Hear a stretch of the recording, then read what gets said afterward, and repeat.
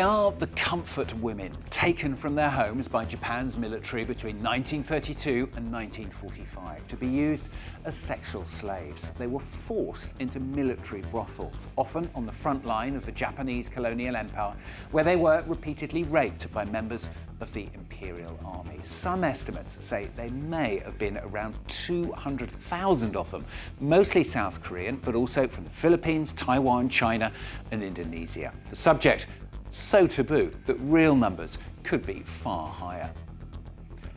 Today, the number of comfort women who are still alive has dwindled to just a few. The women in their late 80s and 90s continuing to fight for justice and compensation from Japan, even though they say victory has eluded them for decades. There was an apology from Japan in 2015, but many of the survivors say it did not go far enough and did not offer them individual compensation.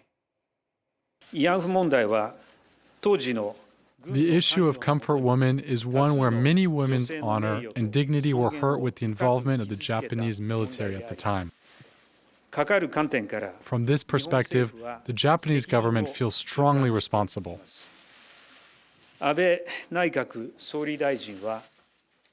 Prime Minister Shinzo Abe, as the Prime Minister of Japan, once again expresses heartfelt apologies and regrets toward all those who, as comfort women, have experienced much suffering and bore scars on body and soul that are difficult to heal.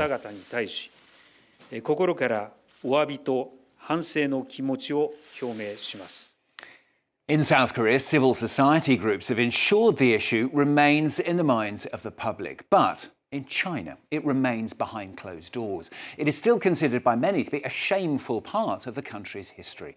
If it is brought up, it is most often mentioned in the context of anti-Japanese nationalism, rarely from the point of view of victims. Well, for France 24, Yenna Li, Yasmin Ling and Andrea Vedei revisit those still fighting to honour the comfort women's stories.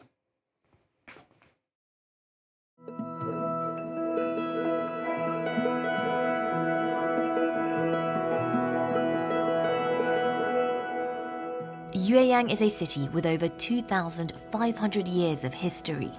It's situated in the landlocked province of Hunan. In recent memory, it's World War II that has left scars on the local population, as these streets were occupied by the Japanese army for 6 years. It's in this region where history researcher Zhang Zhuyi conducts fieldwork. The 28-year-old is often on the road to meet with former comfort women, a euphemism for victims of sexual slavery during the conflict. Grandma Peng, are you there? Yes.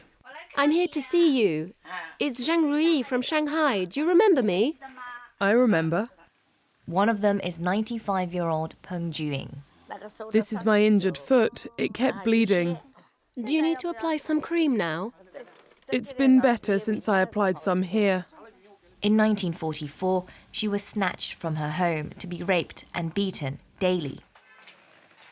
Here's your radio. She was just 15 years old and visually impaired, blinded by a bomb that had landed on her street earlier on in the war. They took a stick and broke my 2 toes, and still they kept hitting me. They dragged me to a room on the 3rd floor. It was a small building. I was not detained for long, maybe 10, 20 days. Her ordeal only ended when soldiers left her hometown. I first heard about Grandma Peng's story in 2018. How could one person endure so much suffering? Peng's stories help the young researcher better understand another era.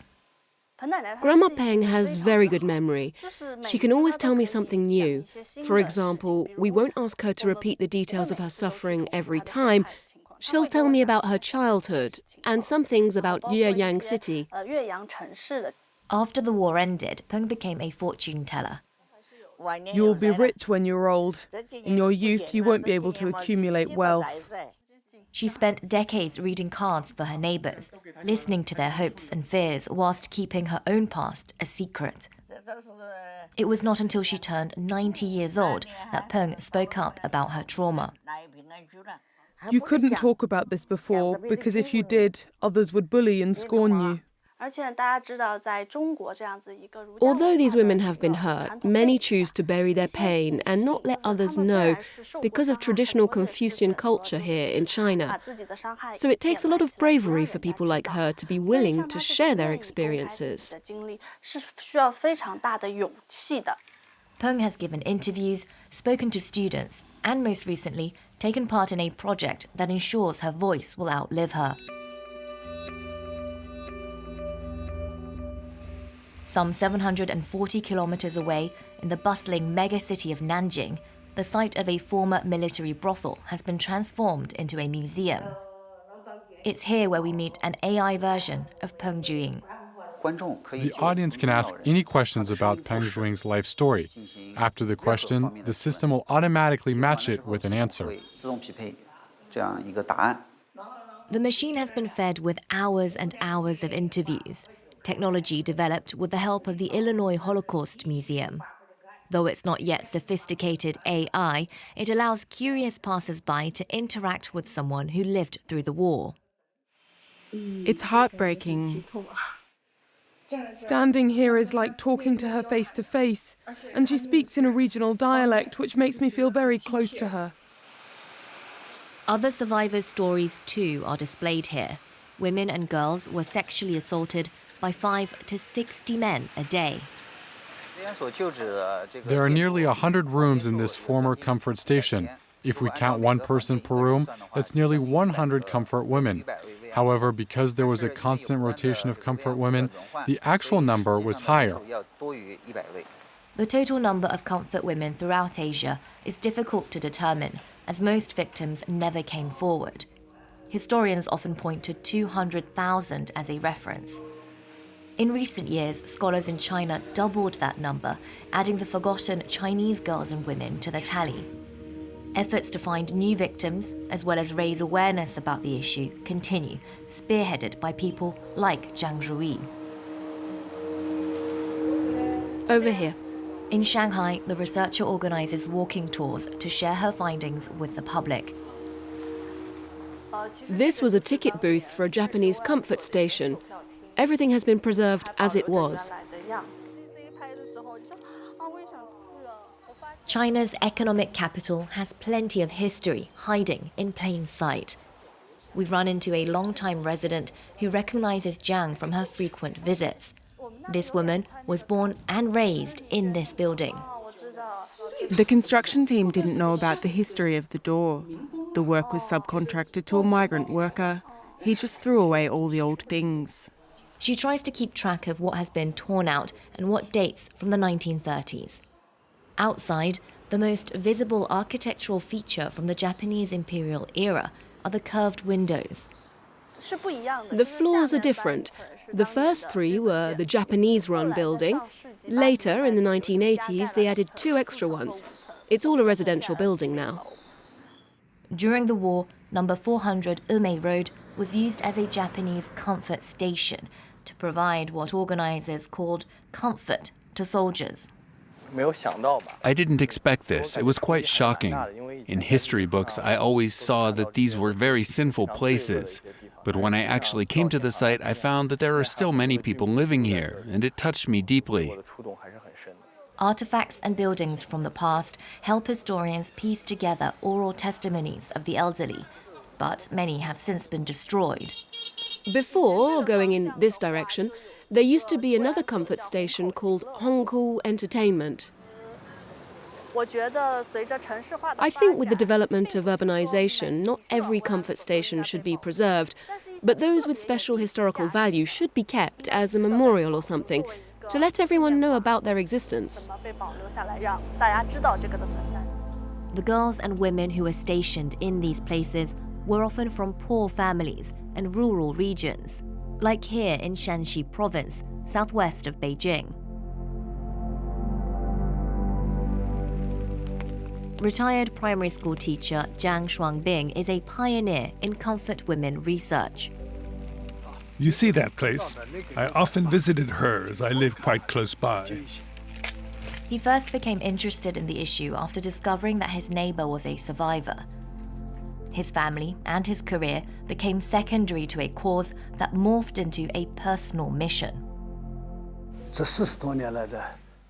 For more than 40 years, I have only had one goal, that is to seek justice for the comfort women victims.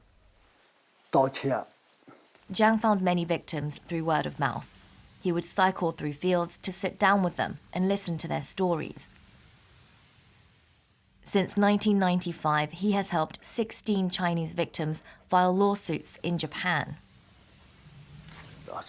The result was that the Japanese court admitted the facts but offered no compensation or an apology. That is very infuriating. Now 71 years old and battling lung cancer, Zhang is full of regret. All those he had helped have since passed away. He wishes he could have done more. As survivors and their supporters age, it's a race against time to find ways to preserve their memories.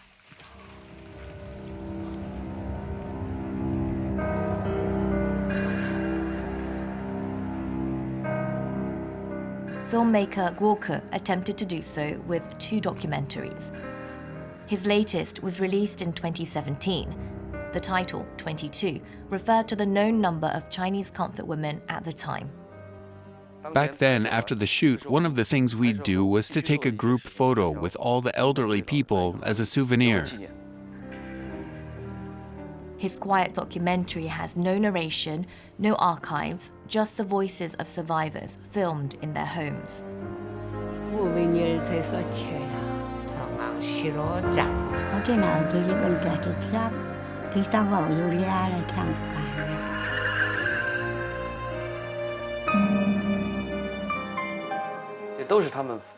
These are their very real emotions. I recorded them on the spot.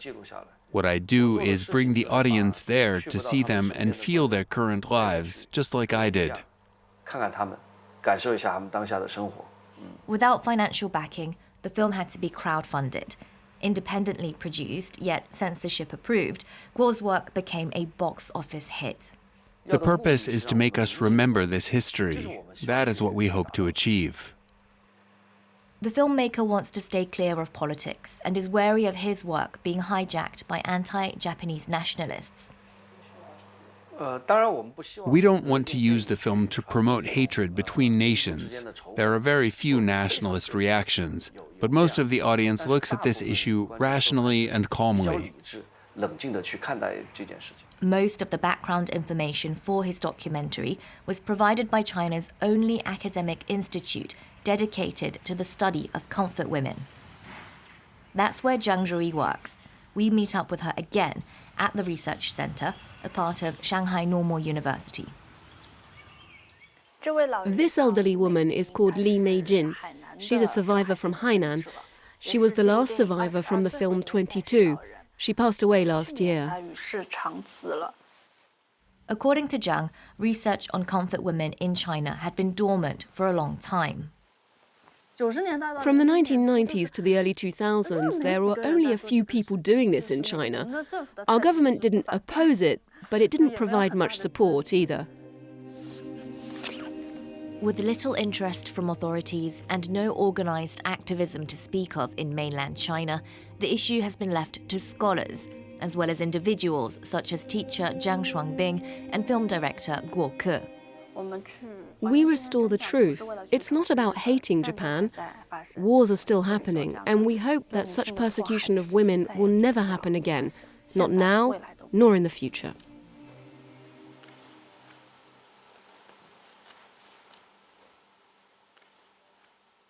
Sexual violence committed against girls and women, often from poor families.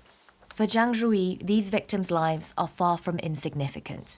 She's working to break the taboo, to make sure their voices are written into history, and to give some closure to China's last remaining comfort women.